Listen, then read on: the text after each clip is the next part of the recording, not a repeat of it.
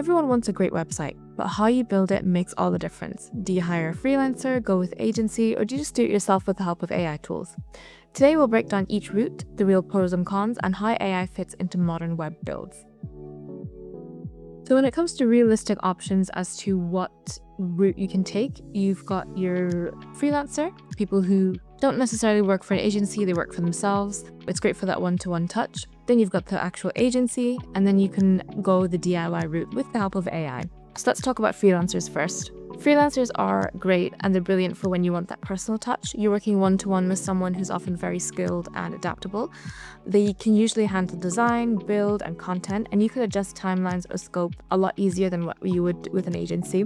The downside is that it's a bit of a gamble. Some freelancers juggle multiple projects or disappear midway if they're overloaded, and while they might be excellent at design or development, they might not understand the full digital strategy, SEO, conversion, or user flow. So to put it shortly, the main pros is that they're very cost effective. Freelancers usually charge a lot less than agencies because they have lower overheads. It's ideal if you're on a budget but still want professional results. They are flexible and fast. They can start working quickly and usually at odd hours as well. Great for tight deadlines or any one-off tasks that you might have.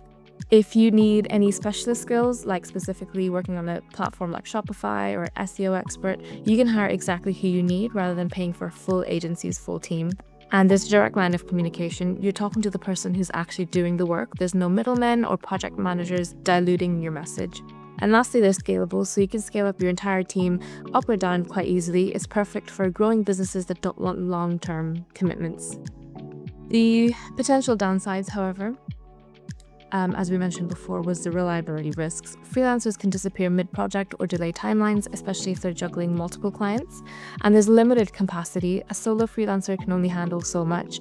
If your project needs design, development, SEO, content, you might need to hire several people and separate people as well.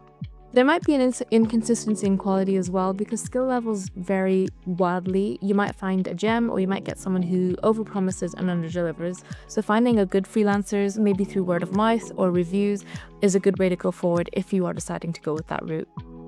And the main difference that signals out freelancers to agencies is that there's lack of ongoing support. Once the project ends, a lot of freelancers move on. Whereas with agencies, it's more common to get like a support package. So if you need updates or fixes later, freelancers may not be available and you're kind of left on your own. One way to kind of tackle that is to include some kind of training in your project. So if you want to be able to make basic changes, content changes, uploads and things like that, it'd be good to ask for some training before the project finishes, and that way you have control over your website and are able to update what you need without having to find someone every single time. And lastly, there's no central accountability. Unlike an agency, there's no team lead ensuring deadlines, testing, or strategic cohesion. You'll need to manage all of that yourself. So freelancers can be fantastic if you find the right one, but it's all about vetting their process and reliability as well. Now let's take a look at agencies, the structured route. So agencies is sometimes even more like a stress-free option. When you hire an agency, you're not paying for one person, you're paying for a team. There's usually a designer, a developer, a project manager, and someone handling SEO or analytics. That structure means that project moves in phases. So there's discovery, then there's design, there's build, test, launch, and there's accountability at every stage. So some of the benefits include that full team expertise. You get a blend of designers and developers, SEO specialists, copywriters, strategists, all working together, one point of contact with many skills.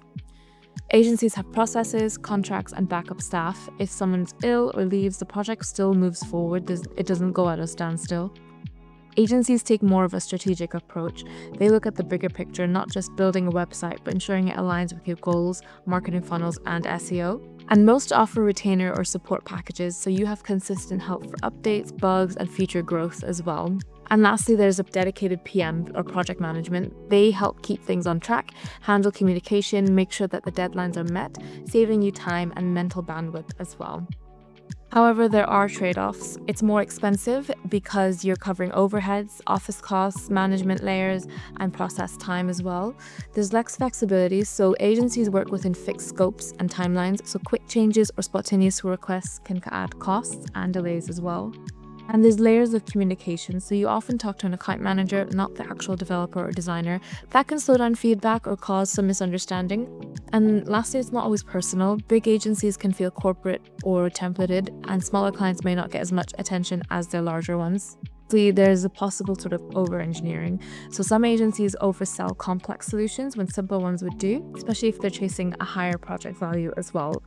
So with agencies, a lot of the problems that they have are the benefits that come with freelancers. So there's sometimes that communication can feel less direct because you're talking to an account manager instead of the actual designer/developer. If you're scaling your business or need a high-performance website with measurable goals, an agency makes more sense. Just make sure they're transparent about deliverables and timelines as well. And lastly, we have DIY, the hands-on route. DIY used to mean struggling through WordPress themes for days, but that's changed. There's a lot of AI-powered builders nowadays that you can get, and it allows you to get surprisingly far on your own. Platforms like the Wix ADI, Framer, AI, and Durable can generate full-blown layout just from short prompts, complete with color schemes and content suggestions as well. So you're in full control. There's no waiting for anyone, no extra invoices. It's fast, it's cheap, and it's perfect for early-stage businesses or portfolio sites. So as I mentioned before, it's super low cost. You can build a decent website for under £20 to £50 a month. No dev fees, no retainers. It's ideal for startups or even if you're just testing ideas. Again, it's really fast to get started and there's no kind of prior coding knowledge that's needed. AI tools can generate a full website layout, copy and images in minutes. It's perfect for MVPs or quick launches as well. And you have full control over everything: design, content, edits, updates, without waiting for anyone else to do it for you. There's a lot of productivity tools that come with a lot of AI platforms to kind of auto-generate SEO titles, meta descriptions, layouts, saving hours on setup and revisions as well. And it's great for prototyping. You could easily test different looks, copy, or user flows before investing in a custom build as well. But as with everything we've seen, there are trade-offs as well, specifically in quality and depth. Limited customization is a big one. You'll hit a wall if you want very complex features, very unique functionality, or advanced integrations. AI builders can't just yet handle nuanced UX or logic-heavy sites. And even with AI, a lot of templates still look kind of cookie-cutter, out-of-the-box generic. It's lacking that polish of a bespoke site. And when it comes to SEO and performance constraints, you have limited technical control. Things like schema, load speed, advanced tracking, all of which has an effect on SEO, is not something that you'd have a lot of control over, which can harm your long-term SEO growth. Even easy builders can take time to learn. You'll be a designer, copywriter, and SEO strategist all in one. It's not always efficient, but there is a learning curve to it. And lastly, and probably one of the most important ones, is that there's no dedicated support. AI tools offer chat or ticket systems, but not human experts guiding your specific business strategy. DIY tools can't fully handle SEO optimization, accessibility, or user experience testing. And if you don't know what good UX looks like, you might end up with something that looks fine but doesn't perform. So DIY is brilliant for getting started or testing an idea, but probably not where you want to stay long term once your business starts to grow out fully as well. Just to give you an example on what tools that you can use if you do decide to go through the DIY route, AI web builders are kind of the way to go. AI has completely changed the entry point for web creation. You can type in a simple prompt like build a modern website for a fitness coach with online booking, and tools like Durable or TenWeb will generate a complete draft in minutes. Then you can refine it with your own branding, tweak the layout in Framer AI, and use ChatGPT to rewrite your copy so it sounds natural and SEO friendly. If you're interested in finding out more about how to use tools like Wix ADI, Framer AI, have a look at our previous videos. We've got hundreds of videos and playlists showing you exactly how you can go down the DIY route and create your own website. Even things like for visuals, Canva now integrates AI-generated backgrounds and copy as well on product shots, while Leonardo AI lets you create consistent branded imagery that actually looks professional. So even though it's technically DIY, you're not really on your own. You've got AI as your creative assistant, and that's what's made DIY a serious contender in 2025. You can launch a credible site in a weekend and iterate it as you go. So which one is best for you? You want to match your website route to your stage of growth, not so much your ambition. If you're a startup or you're a solo creator, DIY with the help of AI might be the best way to go. If you're a smaller business with not a lot of experience with like technical background, maybe a freelancer with the addition of AI as well can help.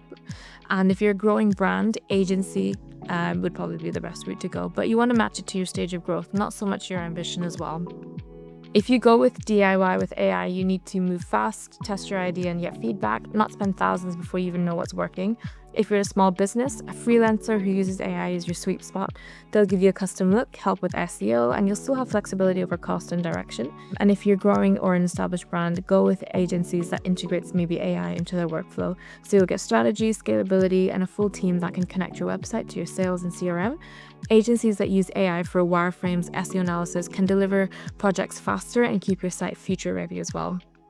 Honestly, all three routes can work brilliantly when they're powered by AI. It's just about how much control, time, and budget you want to trade for convenience. So there you have it. Whether you choose a freelancer, an agency, or go full DIY, the truth is the best websites aren't just designed by humans, they're co-built with AI. AI can speed your process, sharpen up your content, and help you stay competitive as well. But that human side with the creativity, strategy, empathy, that's what makes it actually work. So pick the route that fits where you are now and not where you think you should be. If you find this helpful, make sure to give it a thumbs up and hit subscribe. And if you'd like some help with your ongoing website or digital strategy, feel free to visit us at profiletree.com for more information.